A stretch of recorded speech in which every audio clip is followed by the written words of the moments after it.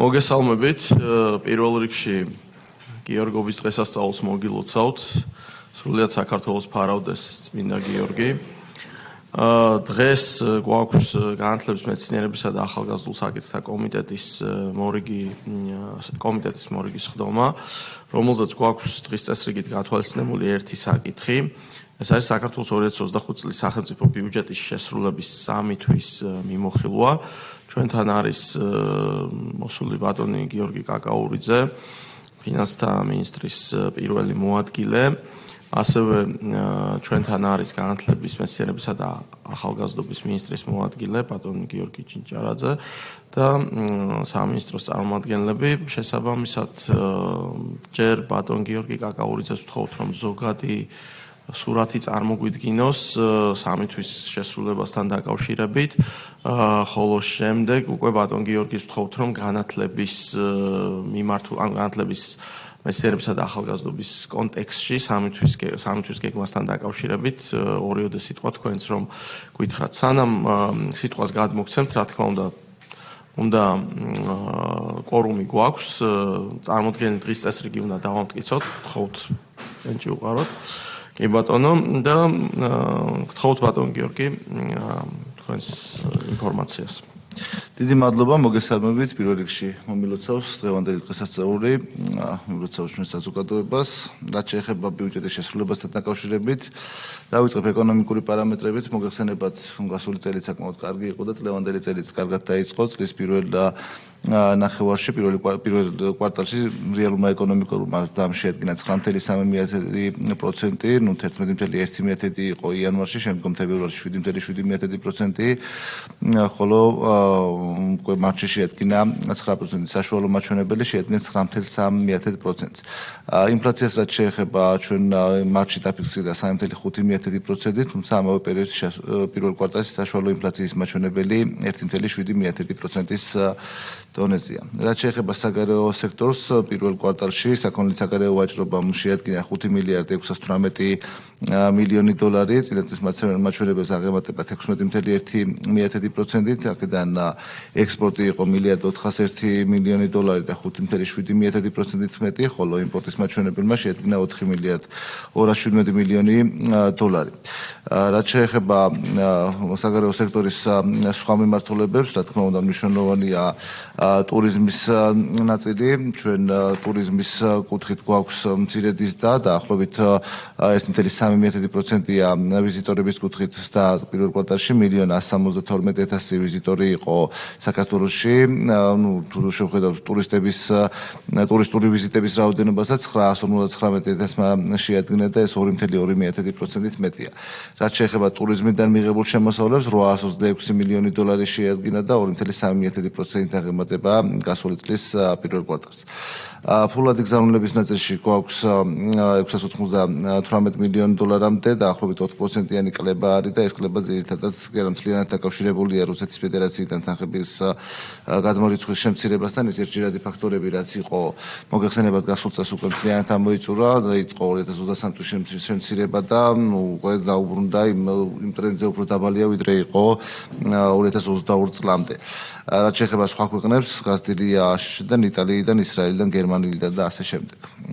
რაც შეეხება უშუალოდ ბიუჯეტის ნაწილში, ბიუჯეტის შესრულების მაჩვენებლებს, ჩვენ პირველ კვარტალში შემოსავლები დაგეგმილი ჰქონდა 6.406 მილიონი ლარი, ფაქტიურად მიღებული იქნა 6.541 მილიონი ლარი, საპროგნოზო მაჩვენებელი შესრულებულია 102.1%-ით.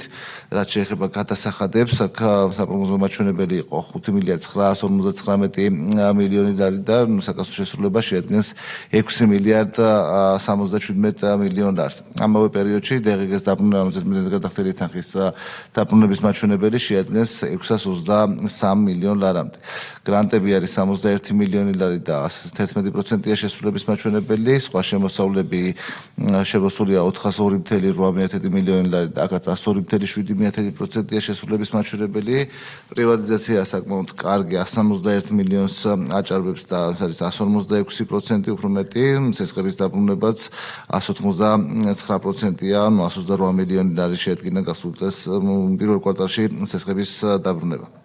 ნაერთი ბიუჯეტის დეფიციტს რაც შეეხება, ჩვენ მოგეხსენებათ ბიუჯეტის დეფიციტი დაგეგმილი გვაქვს 2.5% დონეზე, პირველ კვარტალში დეფიციტის მაჩვენებელი იყო 0.2%. რაც შეეხება უშუალოდ სახელმწიფო ბიუჯეტის შესრულების მაჩვენებლებს, აქაც შემოსავლები დაგეგმილთან შედარებით არის 1.1%-ით შესრულებული, 5 მილიარდ 700 მილიონ ლარზე მეტი იქნა შემოსავლების სახით მიღებული, მათ შორის გადასახადები 5 მილიარდ 428 მილიონი ლარი და 102%-ია შესრულება, 103.3%, გრანტები 59 მილიონი და 121%-ამდეა შესრულებული, სხვა შემოსავლები 212 მილიონი ლარი 95%-ია შესრულების მაჩვენებელი.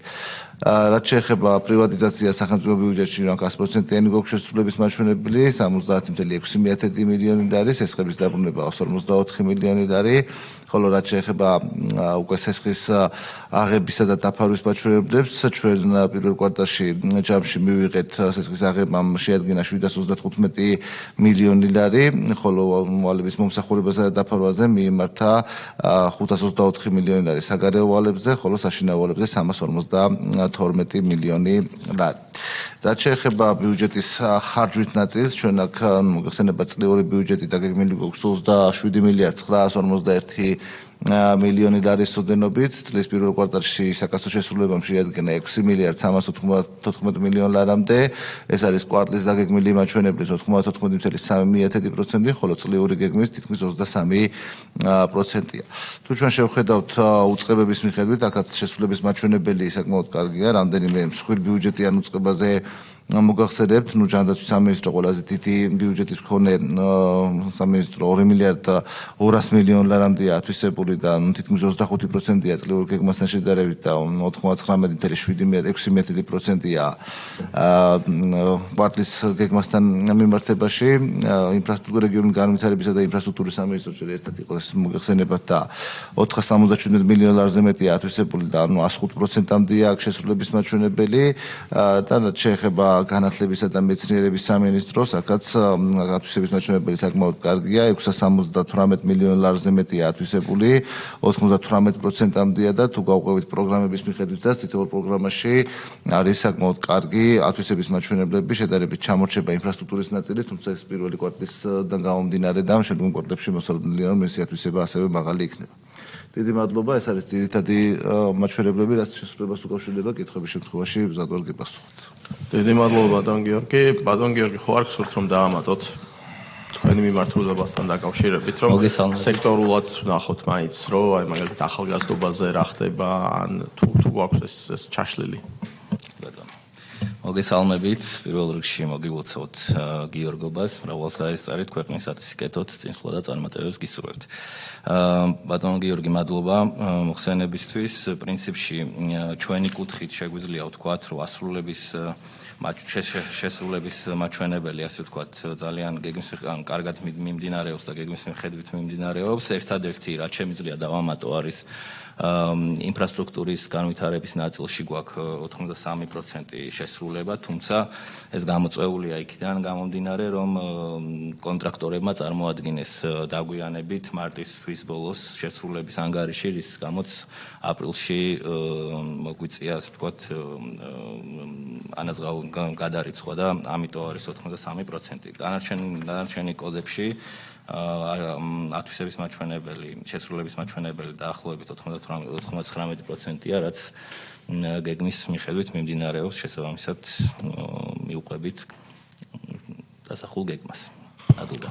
დიდი მადლობა. მაშინ აქვე კითხვა მექნება თქვენთან კონტრაქტორების მხრიდან გარკვეულმა დაგვიანებებმა ხო არ შეიძლება გავლენა მოახდინოს იმ ინფრასტრუქტურული პროექტების დროულად განხორციელებას და შესრულებაზე, რომელიც შესაბამისად ამ კონტრაქტორებთან დადებული ხელშეკრულების საფუძველზე უნდა განხორციელდეს. ეს ძირითადად სასკოლო ინფრასტრუქტურას ეხება, მე როგორც მივხვდი და რა სიტუაცია გვაქვს ან თუ არის, ასე ვთქვათ, რაღაც გეგმა გრაფიკი, რომლითაც ის ჩამორჩენა თუ დაგვიანება შეიძლება რომ დაჩქარდეს და ვადები საერთო ჯამში არ იყოს დარღვეული. მადლობა. კი ბატონო, მოგახსენებთ, მოკლედ ეს არის დოკუმენტაციის წარმოდგენის დაგვიანება, თუმცა გეგმა გრაფიკის მიხედვით მიმდინარეობს ყველა შენებლობა, ყველა კონტრაქტორთან ვაწარმოებთ შეხვედრებს და ანუ ის გეგმა გრაფიკი, რაც გვაქვს წინასწარ განსაზღვრული, მუდმივად მიმდინარეობს მისი კონტროლი. შესაბამისად, ამ კუთხით, ამ თვალსაზრისით, გადაცდომები და ასე ვთქვათ, დაგვიანებით სამუშაოს განხორციელებელი და ვადებში, ასე ვთქვათ, ვერ ჩაჯდომა არ გვაქვს. მადლობა. ბატონ ლადო. გესალმებით ილამშვიდობისა ღმერთმა კეთილი მომავალი გაუთენოს ჩვენს თავმოვალ მემკვიდრეს, ჩვენ ლამაზ ქვეყანას და ჩვენზე კარგი თვალით მაყურებელ დანარჩენ მსოფლიოს. ბატონო გიორგი გილოცავ გიორგობას, ჩემო გიორგი გილოცავ გიორგობას, ჩემო გიორგი გილოცავ გიორგობას, ჩემო გიორგი გილოცავ გიორგობას. სრულიად საქართველოს ყველა მკეცულას ვალდას. ეხლა რა მინდა თქვა? ჩვენ წესი გვაქვს კომიტეტს ბატონი გივის ინიციატივა იყო, და ძალიან კარგად ხორციელდება. დავდივართ სრულიად საქართველოს რეგიონებში. ის ჩვენი საერთო სახლია, ყველა კუთხე კუნძული და უყურებთ როგორ მიდის მართლა ეს აღშენებლობა. აქ იყო სხვაობა ქაღალდზე მონაცემების მოსვლას და რეალური საქმე. რეალური საქმე კეთება, ნახეთ უამრავი სკოლა, რომელიც აშენდა, რომელიც შენდება, ბაგაბაღები და ჩვენი მთავარი მიზანი რა არის? ეს აწყობილი მექანიზმი ნაფიქრი ბიუჯეტში მოქცეული და ბიუჯეტის ხარჯვა. აქ ერთი ბზარი არ შეიძლება იყოს. ეს ჩვენ ესე მივყვებით და კარგია რომ ეს იმედი გრძელდება და კარგია რომ ეს მომავალი ხვალინდელი დღისათვის ამ ზაობით არის გაპირობებული. ბატონო გიორგი, ეხლა თქვენთან მაქვს ერთი შეკითხვა. მე ვიცი პასუხი და ვიცი თქვენი განათლებულობა ყველაფერი და მინდა დემაგოგების მე ძალიან ბილობ ლაპარაკობ ამ სიტყვას დემაგოგების და როგორ თქვა ძალიან რბილი სიტყვა არასწორად ორიენტირებული მასმედიის არასწორად ანუ აბერირებულ სარკეში რო იყურება ისეთი მასმედიის ეკრანიდან ისმის ხოლმე რომ თქვენ რო თავი მოგაქვს ბიუჯეტის შესრულებით მთლიანი შიდა პროდუქტის მატებით აი ამ პროცენტებით 102% 105% ეგ დაждდებიან დიდი მეცნიერების სახით და შეიძლება კი არიან მეცნიერები მაგრამ როდესაც დემაგოგი ხარ მეცნიერება უკვე ფლაგ ჩამოხეულია ამიტომ და ამბობენ გადასახადებს დაასახელებს მოსახლეობის ბევრმა ნაწილმა არის ეს დანაშაული სრულებითაც არის რომ ბიუჯეტის აწყობა და ბიუჯეტის შესრულების მოსახლეობამ ყველამ შეიძლება არ იცოდეს მაგრამ როცა არიცი და ეს ტყუილ სიმართლედ გისაღებს ისინი ამბობენ ბიუჯეტის შესრულების დიდი წილი არის წინასწარი გადახდები ეხლა მე მინდა თქვენ არგუმენტით კიდევ ერთხელ აი ამ ყველასათვის აი ჩვენ ვინც გვიყურებს და ვინც თავის ქვეყანას პირდაპირ გულშემატკივრობს თან აკონტროლებს ჩვენ ზედამხედველები ვართ ჩვენ ერთმანეთს გულშემატკივრობთ მაგრამ არაფერს არ პატიობთ ხო რამდენი გვიკამატია რამდენჯერ ამიტომ კიდევ ერთხელ გთხოვთ რომ ყველასათვის გასაგონად განსაკუთრებით აბერირებულ სარკეში მაყურებელ დემაგოგიურ მასმედიის წარმომადგენლობას აუხსნათ რას ნიშნავს წინასწარი გადახდები ეს პრაქტიკა როდის იყო რა იყო და დღეს ამას აკადგილე თუ არა აქ რომ ერთხელ და სამუდამოდ იმათ ამაზე ლაპარაკის სრული დავაკარგიოთ დიდი მადლობა.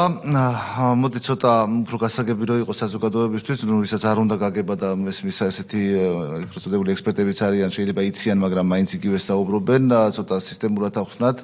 ჩვენ 2015 წლამდე ქონდა განსხვავებული სისტემა, როცა გადამხდელი უბრალოდ რა სახეშიც უნდა და გადასახადის რომელიც სახეშიც უნდა მიუთითებდა, ანგარიში იყო ყველა გადასახადის სახის საცალკე და იმ ანგარიშზე მოხდებოდა თანხა. ეს არ იყო სწორი პრაქტიკა, ვინაიდან რეალური გადასახადები თანხა იმ სახეში, გადასახადის იმ სახეში, მაგალითად საშემოსავლო მოგება თუ ასე შემდეგ, იყო არასწორი და შემდგომ იწვევდა გაურკვევლობას მათ შორის გადამხდელებთან. 2015 წელს რაც შემოვიდა ერთიანი საგადახდო აპარატი, ანუ უკვე მე-10 წელია ეს სისტემა მუშაობს, გადასახადის გადამხდელი თანხას იხდის და დეკლარირების შემთხვევაში, როდესაც დეკლარირების ვადა მოუწევს და ეს დეკლარირების ვადა არის ძირითად გადასახადებზე ყოველი თვის 15 რიცხვი, ანუ წინათვის გადასახადების ბრუნების მაჩვენებლებს მომდევნო თვის 15 რიცხვში ადეკლარირებს. დადეკლარირებისთანავე რაც გადახდილი აქვს გადასახადები მოხდება იმავე სახეში, რომელიც ეკუთვნის მას. ეს რა გადასახადები შეიძლება იყოს? ყველაზე ხშირად ეს არის საშემოსავლო გადასახადი, რომელიც ჩვენი კანონმდებლობის მიხედვით იხდება წყაროსთან, ანუ ხელფასი გაიცემა და ამავდროულად იხდება საშემოსავლო გადასახადი, თუმცა ეს აისახება თვის ბოლოს სხვა გადასახადებში და შემდგომ უკვე ხდება 15 რიცხვი დეკლარაციის წარდგენის შემდეგ ხდება უკვე უშუალოდ საშემოსავლო გადასახადში. ამიტომ არც წინასწარ არაა გადახდილი, მას ეკუთვნის იმ დროს გადახდა, უბრალოდ თანხას იხდის ხელფასის გაცემასთან ერთად, ხოლო იმ სახეში აისახება უკვე დეკლარაციის წარდგენის შემდეგ 15 რიცხვში. იგივე შეიძლება იყოს DGG-ს გადახდა მოუწიოს და ეს დეკლარაციას ჩააბარებს და იქნება ასახული შემდეგ თვეში, პირობითად მოგების გადასახადის ჩვენ ახალი მოდელი რაც გვაქვს გაიტანა დივიდენდი და დივიდენდთან გადაიხადა გადასახადი, თუმცა 15 რიცხვში ასახავს უკვე დეკლარაცია, როდესაც ჩააბარებს. ამიტომ ყოველი თვის ბოლოს სხვა გადასახადების მაჩვენებელი არის უფრო მაღალი, ვიდრე 15 რიცხვში, როდესაც დეკლარაციის ჩაბარება უწევთ.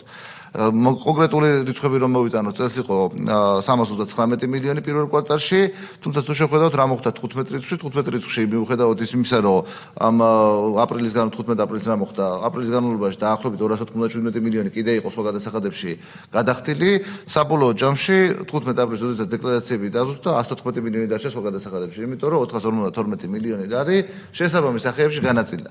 ჩვენ სხვა გადასახადები ყოველთვის გვექნება, წლის ბოლოსაც სხვა გადასახადებში გეგმა გვაქვს დაახლოებით 500 მილიონი უფრო მეტი და ეს 500 მილიონი უნდა შესრულდეს. ანუ იმიტოა დაგეგმილი, ჩვენი სისტემა არის, ვიცით როდის რა შემოდის და ამ სისტემის მიხედვით არის დაგეგმილი. თუ შევადარებთ თუნდაც გასულ წელს რატომღაც უფრო ატყდა ამბავი, რამტო არის 300 მილიონი და გასულ წელს პირველ კვარტლის ბოლოს 600 მილიონი იყო სხვა გადასახადებში მობილიზებული.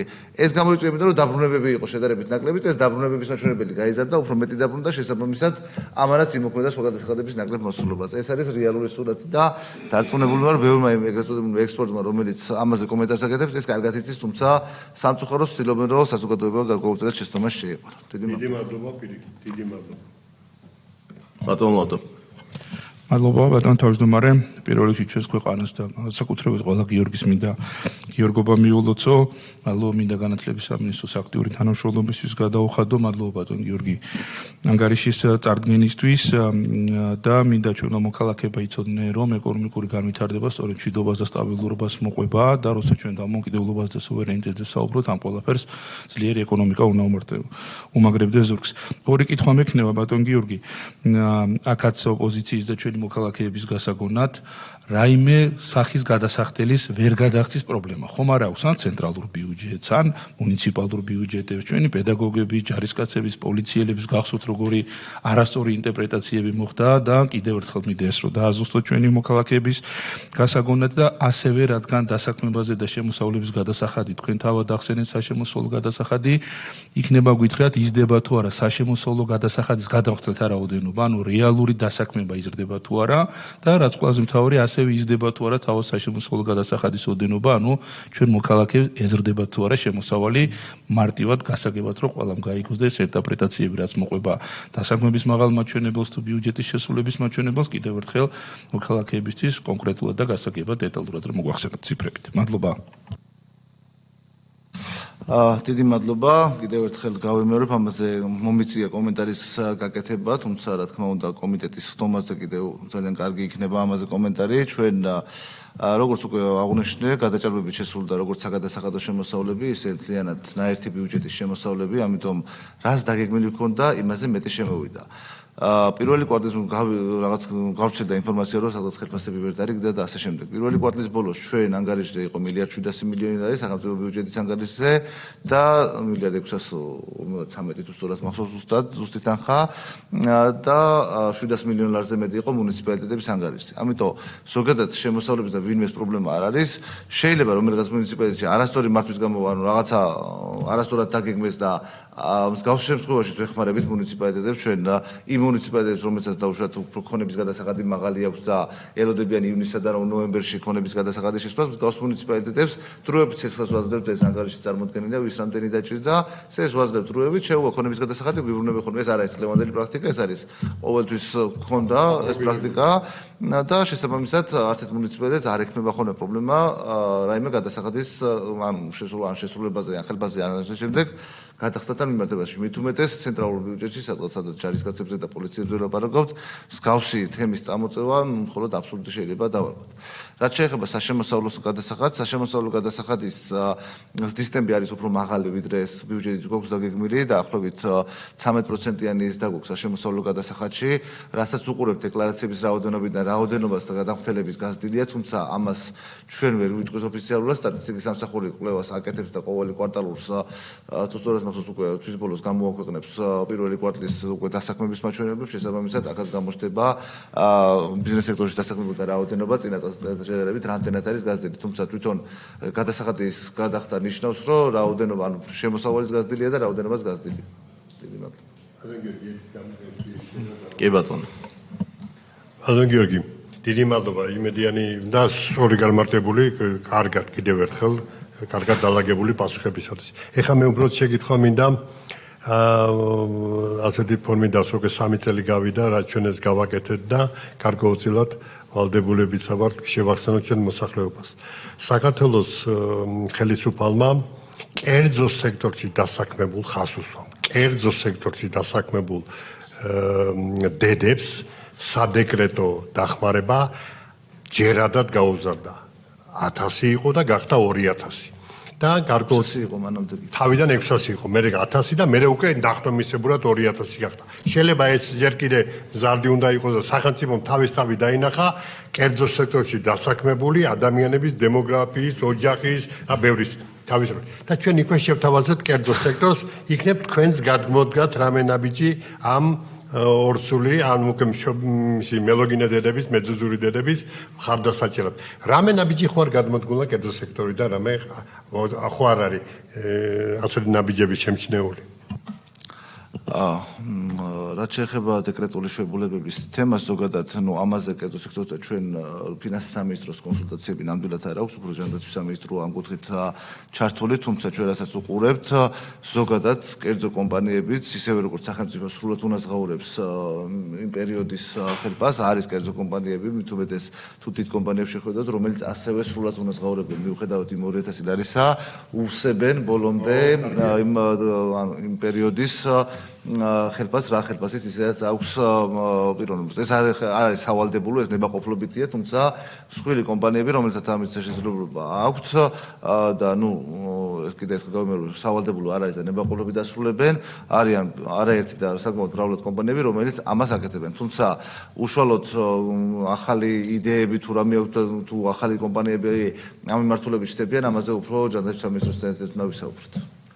დიდი მადლობა და ვისარგებლებ შემთხვევით, აი ხა თქვენ სიტყვებს ვენდობთ, სარწმუნო სიტყვებს და ყველა იმ კომპანიას, კერძო კომპანიას, რომელსაც აქვს ღრმად ფესვებგადგმული მზაობა ქვეყნის წინსვლისათვის, ოჯახების შენარჩუნებისათვის, დემოგრაფიული მონაცემის გაჯანსაღების პროცესის ჩართულობისათვის ყველას მადლობას გიხდით, ვიცოდი რა ეს ინფორმაცია. კიდევ ერთხელ გადავალმოწმეთ თქვენი მეოხებით და ყველა ასეთ კომპანიას მიბაძონ დანარჩენმა კომპანიებმა. ეს იქნება ძალიან კარგი ერთობლივი ქმედება სახელმწიფოსა და კერძო სექტორის მომავალი ოჯახების გაძლიერებისა და დედების გვერდში დგომის პროგრამა. დიდი მადლობა კიდევ ერთხელ. დიდი მადლობა, კოლეგებო, მე მგონი შეკითხვები აღარ გვაქვს.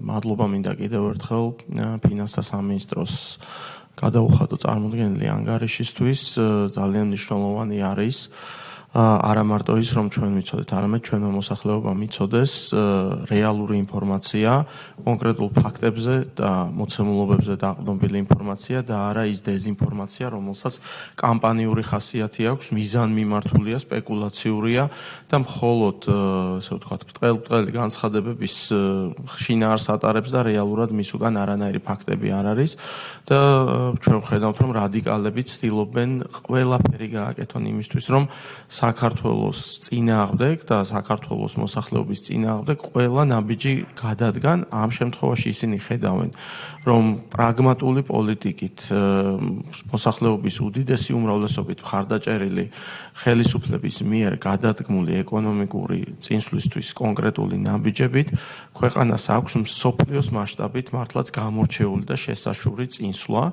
და ეს უკვე აისახება კონკრეტულ მოცემულობებში. აქ გვაქვს ჩვენ უმუშევრობის შემცირება, აქ გვაქვს სიღარიბის შემცირება, აქ გვაქვს ჩვენ არაერთი უმნიშვნელოვანესი საერთაშორისო პროექტი და ბევრი სხვა საკითხი, რომელსაც ყოველდღიურად არა მარტო ვისმენთ, არამედ გრძნობთ, ხედავთ და ვიცით ეს ყველაფერი. ამიტომ ამ ყველაფრიდან გამომდინარე, ესეთი განხილვები, რომელსაც ჩვენი მოსახლეობა უსმენს და უყურებს, არსებითად მნიშვნელოვანია იმისთვის, რომ მაქსიმალურად დეტალურად და რაც მთავარია კონკრეტული ფაქტებით გამყარებული ინფორმაცია მივაწოდოთ, რაც არის უშუალო და პირდაპირი პასუხი იმ დეზინფორმაციული კამპანიისა, რომელსაც მიზანმიმართულად რადიკალები ეწევიან.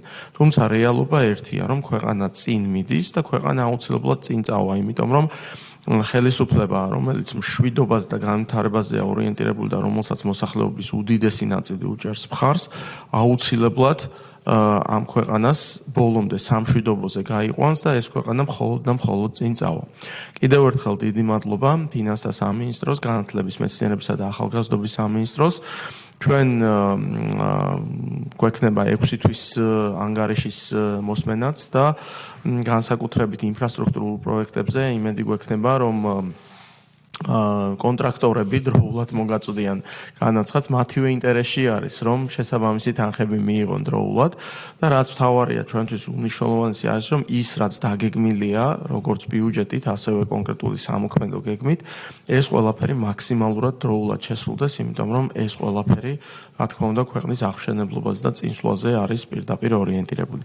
დიდი მადლობა კიდევ ერთხელ ყველას მოგილოცავთ გიორგობის ბრწყინვალე დღესასწაულს და ამით კომიტეტის სხდომას დახურულად ვაცხადებ. გეტყვით, რომ მიმდინარე თვეში სულ მცირე კიდევ ერთი კომიტეტის სხდომა გვექნება, ალბათ მაისის 19-ის შემდეგ ერთი გასვლითი კომიტეტის სხდომა გვექნება. სავარაუდოდ ვფიქრობთ შიდა ქართლზე და ამასთან დაკავშირებით ალბათ ბატონ გიორგისთან გვექნება დამატებითი კონსულტაციები და ამის მიხედვით დავიგეგმებით. დიდი მადლობა და სხდომას დახურულად ვაცხადებთ. ბოდიში ბატონ ლადო, კენჭი უნდა გვეყარა ამ ანგარიშისთვის, ჩემი ბრალი არის, უცებ ესე ვთქვათ, კი, ცნობად უნდა მივიღოთ და კენჭი უნდა უყაროთ, კი. ვინ არის მომხრე, რომ წარმოდგენილ ანგარიშს ხარი დაუჭიროთ, ერთხმათ არის მიღებული, ბოდიში გამომჩა ამ საუბარში. სხდომას დახურულად ვაცხადებთ.